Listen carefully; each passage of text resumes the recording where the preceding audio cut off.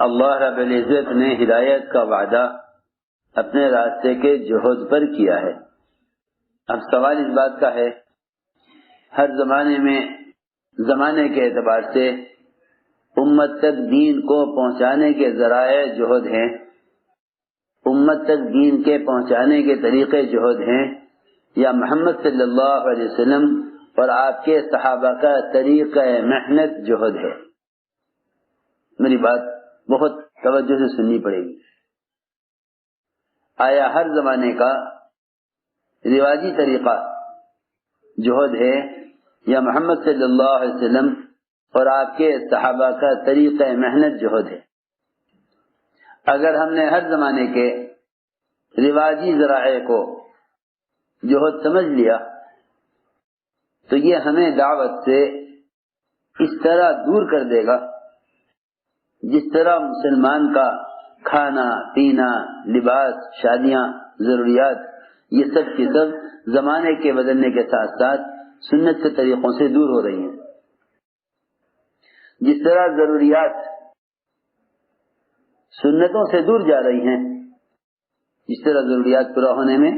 سنتوں سے دور جا رہی ہیں، اس طرح رفتہ رفتہ دعوت الی اللہ اور اللہ کے راستے کا وہ جہد جس میں اللہ رب العزت نے داعی اور مدعو دونوں کی ہدایت رکھی ہے، رفتہ رفتہ یہ جہد بھی حضور اکرم صلی اللہ علیہ وسلم اور آپ کے صحابہ کے طریقے سے اور ان کی سنت سے ہٹ جائے گا۔ اگر محنت کی زمانے کے اعتبار سے، اگر محنت کی ہم نے حال کے اعتبار سے،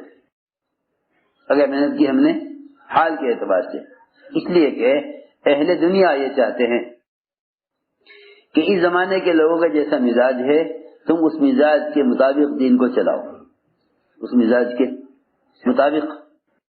تو امت دین کو آسانی سے قبول کر لے گی، امت دین کو آسانی سے قبول کر لے گی، کیونکہ مسلمان رواجی چیزوں سے متاثر ہے، اس لیے رواجی طریقوں سے دین کا پیش کرنا دین کو قبول کرا دے گا۔ یہ شیطان کا دھوکہ ہے، یہ شیطان کا دھوکہ ہے۔ دعوت میں تاثیر ہی جب ہوگی اور داعی کی بات میں جاذبیت ہی جب ہوگی جب یہ اپنے کام کو رواجی چیزوں سے بچائے گا، رواجی چیزوں سے بچائے گا، تو اللہ رب العزت اس کی بات کے اندر قوت و جاذبیت پیدا فرما دیں گے۔